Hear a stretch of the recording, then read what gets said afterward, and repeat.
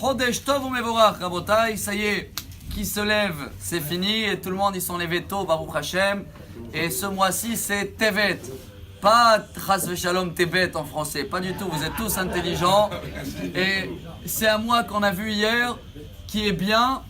Par contre, je préfère le dire aujourd'hui avant demain, parce que demain, ce sera la dernière bougie de Hanouka, mais ça commence ce soir. Ce soir, ça s'appelle Zot Hanouka. On dit au nom du Harizal, Ari Akadosh, on remonte à 450 ans en arrière. Et au nom du Baal Shem Tov, 250 ans en arrière, tout le monde a entendu parler, que cette journée-là, c'est une journée où toutes les prières qu'on va demander se réalisent, les fruits sortent, comme hier, on avait compris que 3 mois, on est pile 3 mois après Rosh Hashanah. Hier, c'était le premier jour de Rosh Hashanah, si vous voulez, et aujourd'hui et ce soir, deuxième jour, c'est Ephraim. On vient de lire ce matin, la 7e bougie, c'est qui? Ephraim. Demain, ce sera Ménaché.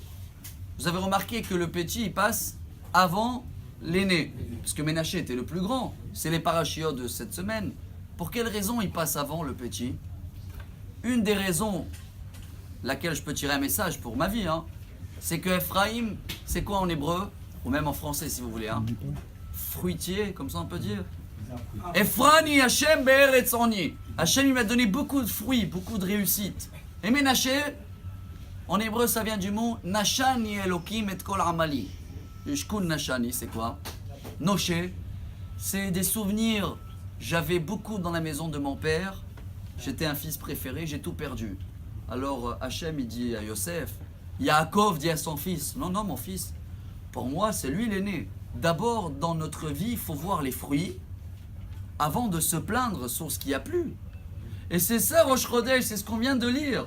Barechi Nafshi, tout le psaume 104 dans le Teilim, le verset 104, il nous apprend comment le roi David y voit la mer, Zayam Gadol, les bateaux, les fruits, le pain.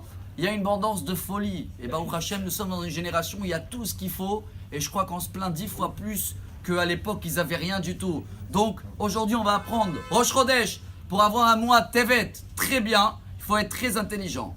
Et savoir faire passer Ephraim, les fruits, avant de les plaindre. Si on arrive à faire ça, rappelez-vous à partir de ce soir, et on va le retravailler demain d'une autre manière, Zot Hanouka, 8e bougie de Hanouka, on a dépassé déjà la nature. Le 8, c'est le infini, qu'on le met allongé. Alors que chacun de nous, Bezrat Hashem, prend sur lui aujourd'hui, demain, de voir les fruits dans sa vie, de rajouter dans les repas, comme on a dit hier, Shulchan Aruch, Siman 419. Et comme ça, Bezrat Hashem, on va avoir une vie et un mois remplis des bons fruits, avec une grande lumière, jusqu'à la nuit de Mashiach. Chodesh Tov, Hanouka Sameach.